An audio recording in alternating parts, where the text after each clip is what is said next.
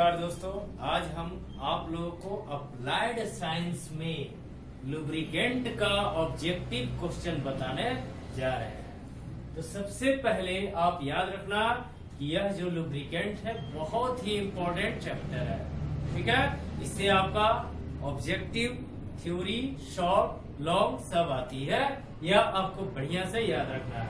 तो देखो, हम पहला क्वेश्चन बता रहे हैं। करा कि in case of liquid lubricant generally, करा कि लिक्विड लुब्रिकेंट की स्थिति में सामान्यता क्या होती है?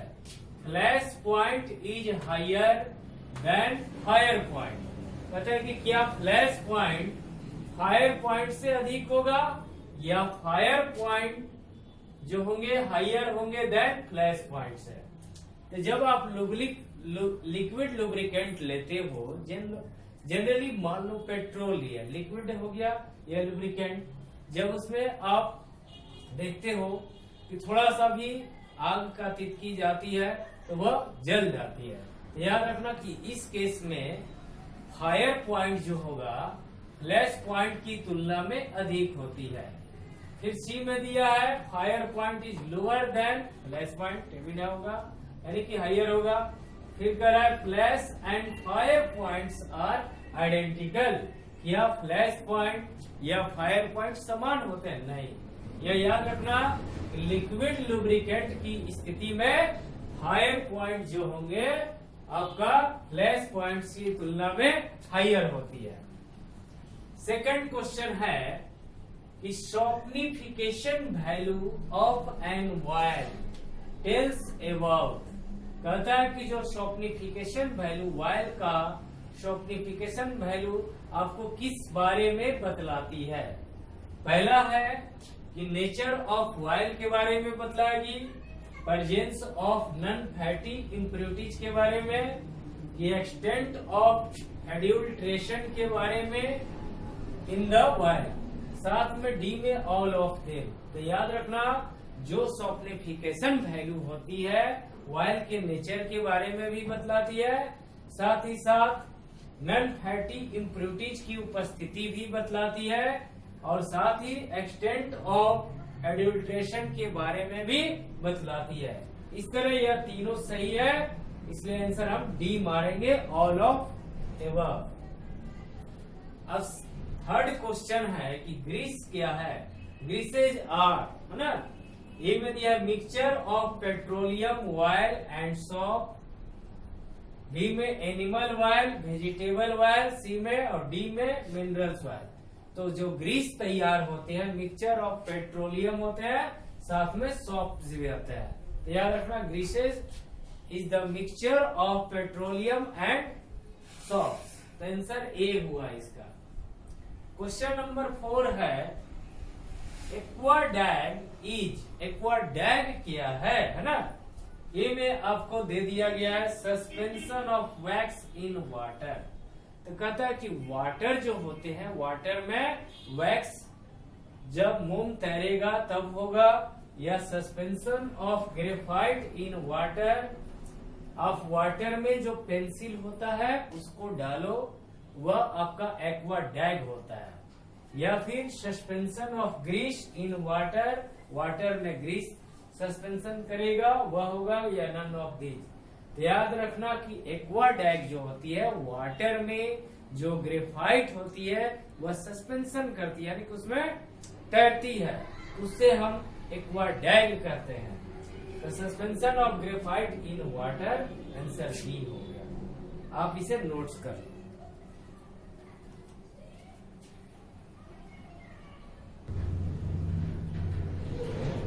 अब आप क्वेश्चन नंबर 5 देख सकते हो। कहता है 5 में A lubricant is primarily used to prevent, है ना। तो कहता है कि लुब्रिकेंट का उपयोग हम किसको प्रिवेंट करने में करते हैं? प्राइमरी रूप से।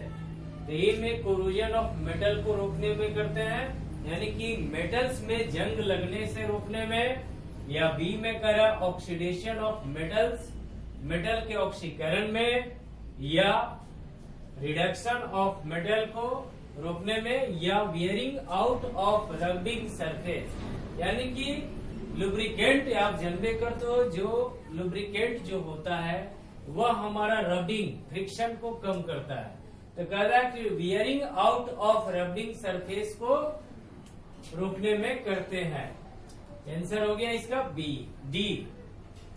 फिर क्वेश्चन नंबर 6 है, the tendency of an oil to vaporise with increase in temperature is called. कहता है ऑयल की क्षमता जिस पर आप ताप में वृद्धि के साथ वाष्पीकरण, ताप के साथ वृद्धि है ना, ऑयल की वह क्षमता जिसमें आपका वाष्पीकरण की वृद्धि को बढ़ाते हैं हम लोग, उसे क्या कहते हैं? ए में वोलेटिलिटी, बी में ऑयलनेस, सी में विस्कोसिटी, डी में सरफेस टेंशन। तो याद रखना, वोलेटिलिटी वाष्पीकरण बढ़ती है, ताप बढ़ेगी तो ऑयल की वेपोराइजेशन, वेपर्स बढ़ जाती है, तो उसको प्रोसेस को वोलेटिलिटी कहा जाता है। आंसर हुआ ए।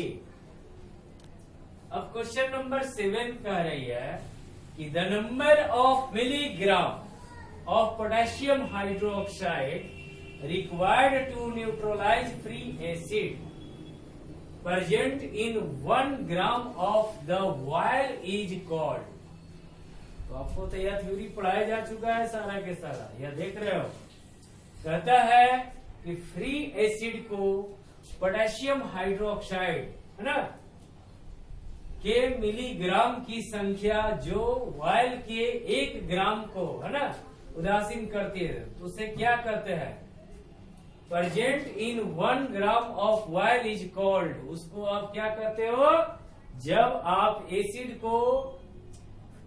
को पोटेशियम हाइड्रोक्साइड बेस के मिलीग्राम की संख्या के साथ ऑयल के 1 ग्राम की उपस्थिति में न्यूट्रलाइज करते हो, तो उस प्रोसेस को हम एसिड वैल्यू कहते हैं। याद रखना, न कि आयोडीन वैल्यू, ना ही सॉफ्टनिफिकेशन वैल्यू और ना ही पोर पॉइंट। याद रखना, जब एसिड बेस को न्यूट्रलाइज करता है 1 ग्राम ऑयल की उपस्थिति में, तब उसे हम एसिड वैल्यू कहते हैं। फिर क्वेश्चन नंबर 8 है, which is not a unit of viscosity. सवाल समझ गए? विस्कोसिटी का इनमें से कौन सा यूनिट नहीं है, यह सवाल है। न कि यह नहीं कहेगा कि यूनिट है, इसमें आपका कौन सा यूनिट नहीं है। याद रखना, विस्कोसिटी में पॉइज भी आता है, स्टोक्स भी आता है और सेंटीपॉइज भी आता है। किलो जूल या आपका जूल एनर्जी का होता है, याद रखना, विस्कोसिटी का नहीं होता है। आंसर हो गया डी, विस्कोसिटी का आपका कौन कौन यूनिट हो गया? पॉइज होंगे, स्टोक्स होंगे और सेंटीपॉइज होंगे, लेकिन किलो जूल यूनिट नहीं होंगे, क्योंकि किलो जूल एनर्जी का होता है। फिर क्वेश्चन नंबर 9 में आपको बोल रही है, सवाल बता रही है कि violence is list in case of, है ना। तो वायलेंस इनमें से किसमें होगा ज्यादा? ए में, ग्रीष्म में, मिनरल्स ऑयल में, एनिमल्स ऑयल में कि पाल्म ऑयल में? आजकल ज्यादातर अपने देशों में पाल्म ऑयल बिक रही है और यह बहुत ही खतरनाक ऑयल है, जिसके द्वारा आप या हम लोग सड़क पर बहुत सारे समोसा का, पकौड़ी का और बहुत सारे जो छाना हुआ बिक रहे हैं, यह दुकानों में यह पाल्म ऑयल का ही यूज किया जा रहा है। इसलिए आप लोग से विनती है मेरी कि यह सड़क पर जो भी छाना हुआ, तला हुआ भोजन मिल रहा है, उसको न खाए, ताकि आपका शरीर स्वस्थ रहे। और इसको ज्यादा खाइएगा तो बीमार पड़िएगा और बार बार डॉक्टरों के पास जाना पड़ेगा। इसलिए आप लोगों से विनती है कि अंग्रेजी दवा को छोड़िए और आयुर्वेद में जाइए। इसलिए वायलेंस जो हो गया, मिनरल्स ऑयल में ज्यादातर पाई जाती है। लिस्ट याद रखना, पाल्म ऑयल को छोड़ना है सारे लोगों को। हमें स्वदेशी बनना है, आयुर्वेद की ओर बढ़ना है, ध्यान रखिएगा। ठीक है, इसको नोट्स करिए, मिलते हैं।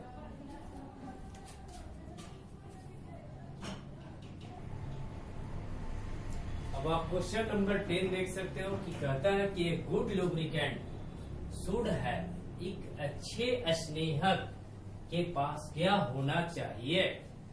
ए में आपका दिया है विस्कोसिटी हाई विस्कोसिटी इंडेक्स होना चाहिए। बी में हाई वोलाटिलिटी होना चाहिए, लो फायर पॉइंट होना चाहिए या लो विस्कोसिटी इंडेक्स होना चाहिए। याद रखना कोई भी अच्छे स्नेहक होगा उसका विस्कोसिटी इंडेक्स जो होगा काफी हाई होना चाहिए, यह हमेशा याद रखिएगा। आंसर हो गया ए।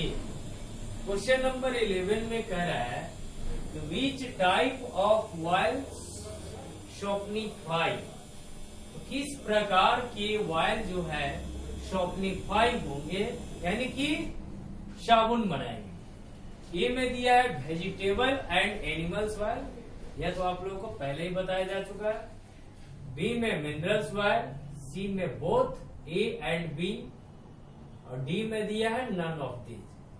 तो बी जो आपका क्वेश्चन सी कह रहा है कि वेजिटेबल वायल भी होना चाहिए, एनिमल्स वायल भी होना चाहिए और मिनरल्स वायल। तो कभी भी याद रखना आप लोग शॉपनिफाई वायल के शॉपनिफाई होने के लिए वेजिटेबल और एनिमल वायल से ही हम लोग तैयार करते हैं, तो यह हमेशा याद रखिएगा आंसर ए होगा, न कि मिनरल्स वायल। मिनरल्स वायल उतना अच्छा नहीं होती है।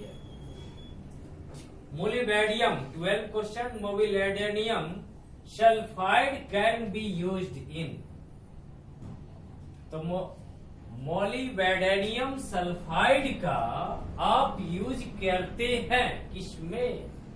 ए में आपका दिया है एक्सट्रीम प्रेशर लुब्रिकेशन में, बाउंड्री लुब्रिकेशन में, सी में फ्लूइड फिल्म लुब्रिकेशन में या नन ऑफ दीज। याद रखना है तो मोबिलेडियम सल्फाइड का यूज हम बाउंड्री लुब्रिकेशन में किए थे, तो आंसर इसका बी हो गया। क्वेश्चन नंबर 13 आपका कह रही है कि acid value of a good lubricant should be, एक अच्छे स्नेहक का एसिड वैल्यू कैसा होना चाहिए। आपको ए में लिस्ट, बी में मॉडरेट, डी में सी में हाई या नन ऑफ दीज। तो एक अच्छा लुब्रिकेंट होगा उसका एसिड वैल्यू ना तो मॉडरेट होना चाहिए और ना ही ज्यादा हाई होना चाहिए, वह कैसा होना चाहिए, लिस्ट होना चाहिए। आंसर ए, इसे नोट्स करिए।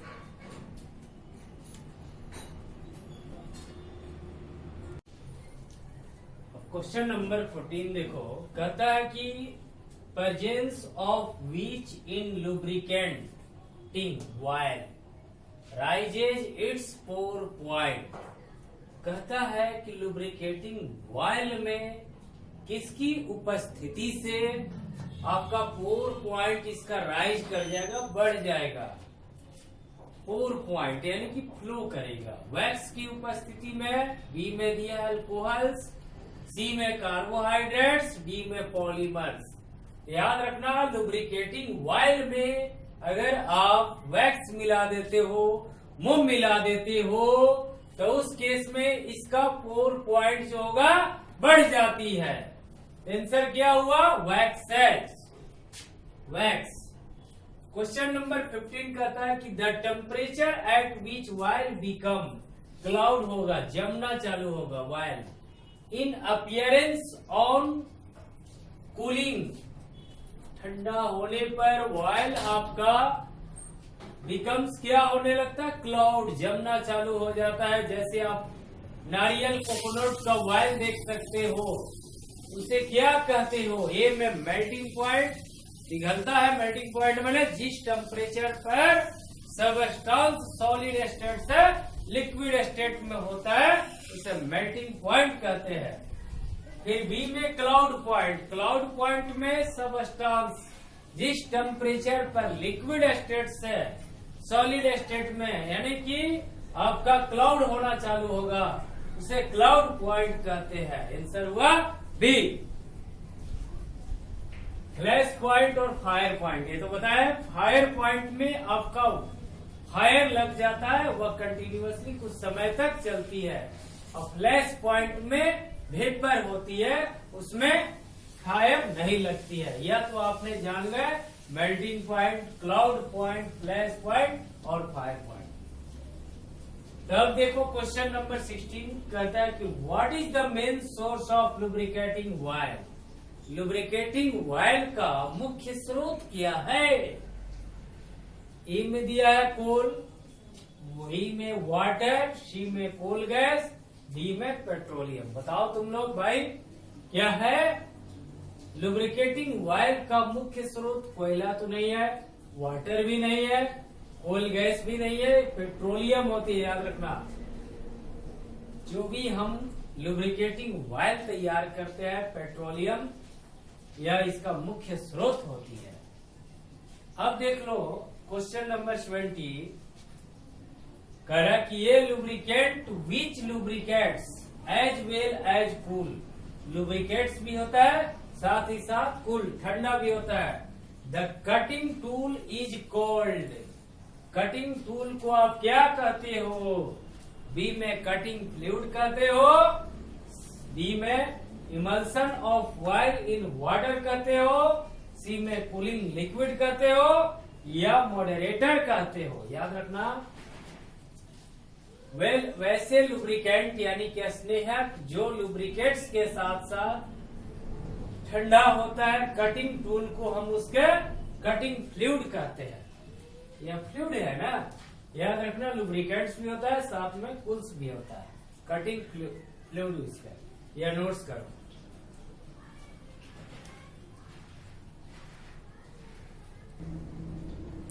अब क्वेश्चन देखो 18 कहता है कि the capacity of a lubricant to stock on the surface under the load is called. कहता है क्या बोला? लोड के अधीन सतह पर जो लुब्रिकेंट की स्टिक्स माने चिपक जाती है, सट जाती है, उसकी क्षमता को क्या कहते हैं? फ्लैश पॉइंट ए में दिया है फ्लैश पॉइंट, बी में वायरलेस, सी में इमल्सन, डी में एसिड वैल्यू। तो याद रखना कि जो लुब्रिकेंट आपका लोड के अधीन सरफेस में स्टिक्स कर जाती है उसे वायरलेस कहा जाता है। अब 19 सवाल है कि if the viscosity of an oil decreases with the increase in temperature the oil है। कहता है कि यदि ऑयल का टेम्परेचर बढ़ेगा, ऑयल में टेम्परेचर बढ़ेगी तो ऑयल विस्कोसिटी, आपका ऑयल की विस्कोसिटी घटेगी जब ताप बढ़ेगी, तो उसको हम क्या कहेंगे? द ऑयल हैज क्या होगा? ए में दिया हाई विस्कोसिटी इंडेक्स, बी में लो विस्कोसिटी इंडेक्स, सी में नॉर्मल विस्कोसिटी इंडेक्स और डी में लो विस्कोसिटी इंडेक्स। तो कभी भी याद रखना टेम्परेचर बढ़ेगी तो आपका ऑयल का विस्कोसिटी डिक्रीज करेगी, तो हम ऑयल को लो विस्कोसिटी इंडेक्स कहते हैं। यहाँ पर विस्कोसिटी डिक्रीज करिए तो लो विस्कोसिटी इंडेक्स कहा जाएगा, यह हमेशा याद रखना। अब लास्ट सवाल है आपका 20 question. For given lubricating oil which of the following is correct. तो आपको दिया गया लुब्रिकेटिंग ऑयल है, उनमें कौन सा सही है? ए में आपका दिया कि फायर पॉइंट अधिक होता है फ्लैश पॉइंट से, बी में दिया फायर पॉइंट फ्लैश पॉइंट से लेस होता है, सी में पोर पॉइंट फायर पॉइंट से अधिक हो जाएगा, या डी में क्लाउड पॉइंट फ्लैश पॉइंट से अधिक होगा। याद रखना लुब्रिकेटिंग ऑयल में जो फायर पॉइंट होती है वह फ्लैश पॉइंट से ग्रेटर होता है, तब जाके वह लुब्रिकेटिंग ऑयल होगा। फायर पॉइंट बढ़ जाएगा इसे फ्लैश पॉइंट से, न कि फ्लैश पॉइंट से कम होगा। ठीक है, या नहीं आपका इसका पोर पॉइंट अधिक हो जाएगी फायर पॉइंट से। तो हमेशा याद रखना है कि जो लुब्रिकेटिंग ऑयल होते हैं उनका फायर पॉइंट फ्लैश पॉइंट से अधिक होगा, ठीक है दोस्तों, नमस्कार, मिलते हैं नेक्स्ट वीडियो में। इसे नमस्कार।